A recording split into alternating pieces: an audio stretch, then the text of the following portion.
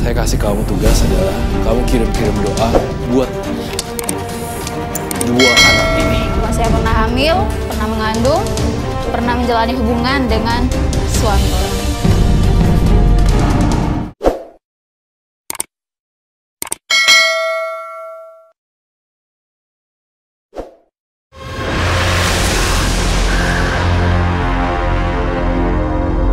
Seperti apa kisi-kisi yang ketiga?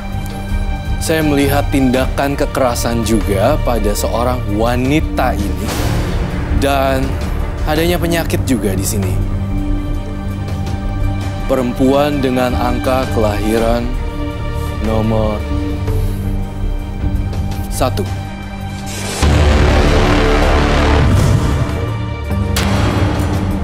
Karina lahir di tanggal 1. Mengalami trauma kekerasan di dalam hidupnya. Tidak hanya itu, Karina juga dengan sengaja menghilangkan nyawa anaknya yang berusia 3 bulan di kandungannya.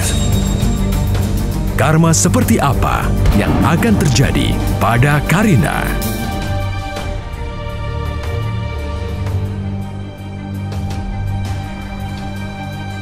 Ini banyak yang Roy baca tampaknya dari... Banyak sekali. Siapa namanya? Karina. Karina. Ya, silakan Roy. Apa yang sudah Roy lihat di sini? Di sini saya melihat masa lalu Karina sangat buruk sekali karena Karina gonta-ganti laki-laki.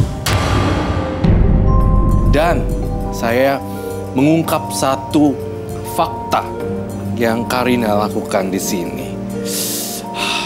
Saya tidak sabar ingin mengungkap ini, satu rahasia besar yang belum diketahui di muka umum, bahkan orang-orang terdekat kamu. Saya menggambarkan satu sosok yang bisa dikatakan ini ada warna merah. Yang artinya? Ini adalah perbuatan kamu.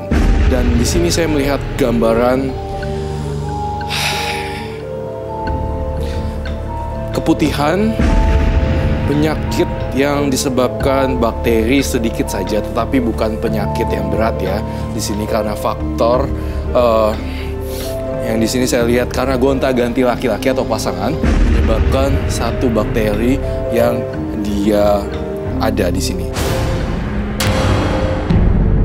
Sudah gonta-ganti pasangan dan artinya kalau sudah ada yang menyangkut di tubuhnya, itu artinya sudah melakukan hubungan pun gonta-ganti, tidak hanya hubungan relationship-nya ya, tetapi hubungan secara seksual.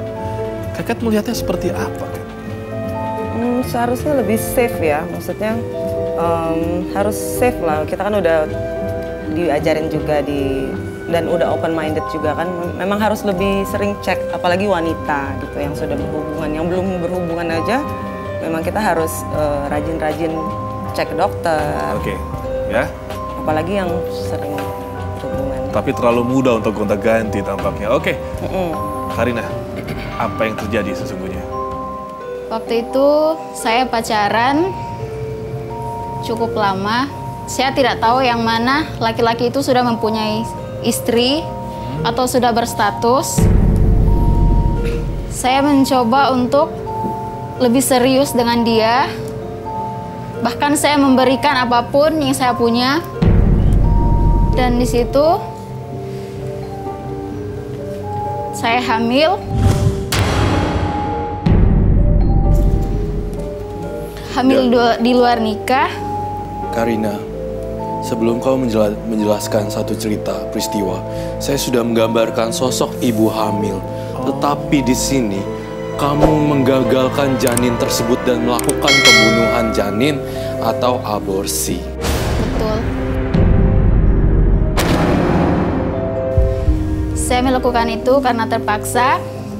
Karena yang pertama, ketika saya tahu bahwa dia sudah mempunyai keluarga. Dan waktu itu umur kamu berapa? 21. Oh, baru tahun lalu. Benar. Dan karena orang tua saya tidak setuju dan saya pun takut, akhirnya sangat terpaksa saya melakukan aborsi. Sampai sekarang ini saya masih merasakan kesakitan dan masih disembunyikan dari keluarga lain untuk mengenai hal ini. Bahwa saya pernah hamil, pernah mengandung, pernah menjalani hubungan dengan suami orang. Karina, kamu tahu apa yang saya lihat di sini? Anak kecil, kamu melakukan aborsi di sini. Ada yang berupa aborsi, tetapi ada satu lagi gel berupa darah yang keluar di kamar mandi. Ini yang saya lihat. Yang secara tidak langsung adalah itu anak kamu juga. Kamu melakukan 2 kali. Hah? Wow. 2 kali jadi 2 kali mengandung berarti.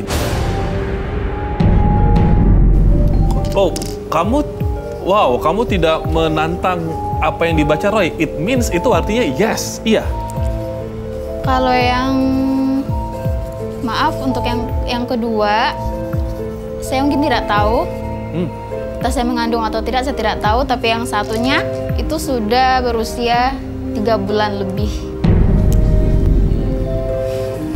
Kayaknya untuk seorang wanita tidak tahu mengandung kayaknya Tidak mungkin tidak ya, mungkin kayaknya. deh. Dia sengaja melakukan itu. Dengan laki-laki yang sama? Artinya yang kedua ini setelah kamu tahu dia sudah punya istri, kamu tetap mau? Saya tidak tahu bahwa dia sudah mempunyai istri. Dan kamu tahu dia punya istri sejak? Awalnya dia berbohong. Dia bilang bahwa dia tidak mempunyai istri. Dan semakin saya gali lagi, ternyata dia mengaku.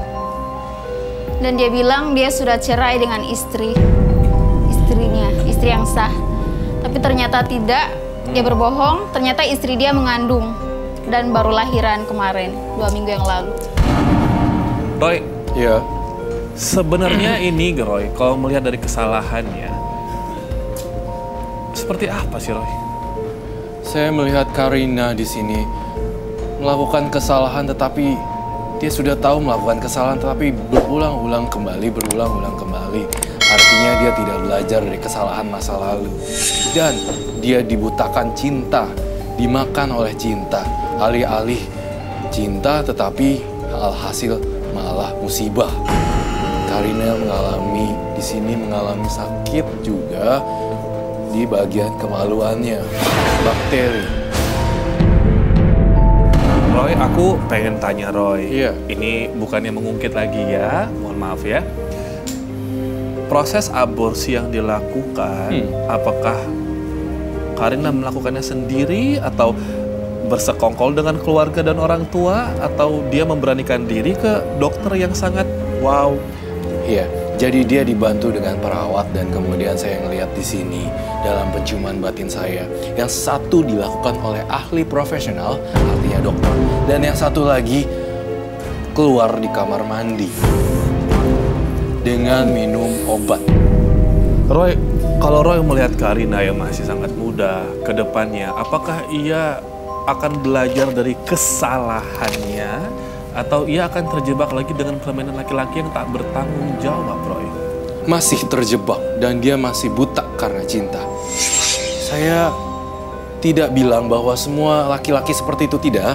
Tetapi ada laki-laki yang baik di sana yang nungguin kamu. Tetapi bukan rayuan-rayuan gombal di sini yang iming-imingin kamu materi dan segala macam. Dan jangan pernah menjadi orang ketiga dalam hubungan rumah tangga seseorang. Itu yang saya ingin kasih tahu kamu. Roy, ini sebenarnya karena orang tua, keluarga, atau memang bagaimana sih, Roy? Karena perbuatan dia sendiri. Kalau dalam menggugurkannya sendiri dari Karina pribadi atau dipaksa orang tua, Roy? Saya melihat dari keinginan pribadinya dan ada bisikan dari lakinya. Udah buang aja, karena memang saya belum siap. Kalau dari pengalaman Roy Kiyoshi, Iya. atau mungkin Keket, mungkin pernah punya teman atau Roy, klien Iya, klien. yang melakukan aborsi. Karma terburuk yang diterima oleh orang yang membunuh janin, mau laki-laki atau perempuannya, apa sih, Roy? Karma yang terburuk di sini adalah seseorang tersebut, pertama, kesepian, tidak adanya dikelilingi oleh saudara-saudara yang senang dengan beliau. Saya kasih kamu tugas adalah kamu kirim-kirim doa buat dua anak ini. Bagaimanapun satu penyesalan seorang ibu sudah bisa kita bilang pengakuan juga ya Keket di sini bahwa beliau menyesal. Oke. Kita melihat ketakutan di mata Karina ya, sangat mendalam dan takut mungkin efek yang akan ia terima. Berbicara soal efek, Roy, tadi Roy sempat menyinggung soal penyakit yang mungkin bisa terjadi pada bagian genital Iya. Karina. Iya, berhubungan dengan penyakit yang berada di daerah sensitif wanita. Saya melihat jamur dan bakteri di sini yang tercium dari aura kamu.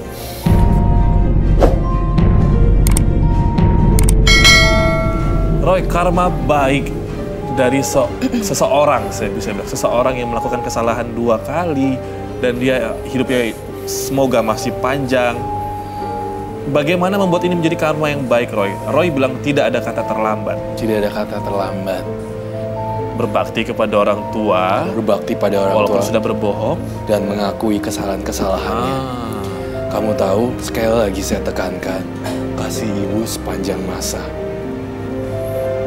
Jika ini dilakukan, semua penyakit dan segala macam yang ada di tubuh kamu akan hilang karena doa ibu.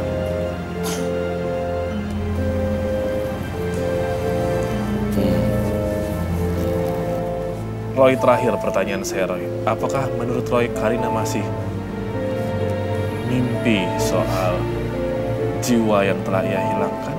Betul, Robi. Beliau setiap malam didatengin sosok satu orang putra sulungnya dan satu lagi yang bungsu. Jadi beliau dihadiri, bukan didatangi sosok itu melalui halusinasi, muncul dan rasa satu lagi, Robi, penyesalan yang sangat dalam. Keket, untuk seorang wanita berusia 22 tahun di mana ia harus bangkit lagi dari keterpurukannya, saran pertama yang Keket berikan itu apa, Ket? Saran pertama saya mungkin harus harus ke orang tua, terus harus merubah gaya hidup, harus mendekatkan diri kepada Tuhan. Dan maksudnya tujuan hidup kamu masih muda, masih panjang perjalanan. Nantinya kamu akan menikah, akan punya keturunan, itu harus dipikirkan juga. Ya. Karina, jangan sampai ada kesalahan yang ketiga ya. Iya. Satu lagi, Robi. Ya. Kalau saya sebagai jembatan, kamu ingin menyampaikan apa pada putra, sulung dan bungsu kamu? 2 putra ini. Putra ya, Roy? Mungkin minta maaf atas kesalahan besar yang saya lakukan.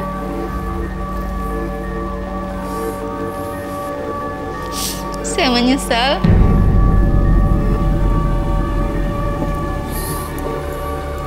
Diulangin lagi ya. Dan mungkin saya lebih mendekatkan diri sama Allah. Coba kirim doa untuk anak-anak kamu biar mereka juga tenang di alam sana. Jadi saya melihat di sini bahwa karma baik yang harus kamu lakukan adalah mencium kaki ibu kamu dan bertobat, mengakui semua kesalahan kamu. Itu yang harus kamu lakukan. Dengan adanya Karina di sini, beliau juga sudah menginspirasi teman-teman di luar sana untuk tidak mengulangi hal yang sama. Sehingga dia sudah melakukan karma baik di sini, Robi. Dan sehingga tidak ada Karina-Karina lain di luar sana karena beliau sudah menceritakan inspirasinya pada hari ini. Ya. Inspirasi tentang betapa sakitnya membunuh jiwa dari anak yang tak berdosa ya. Karina, terima kasih banyak. Salam buat keluarga di rumah ya.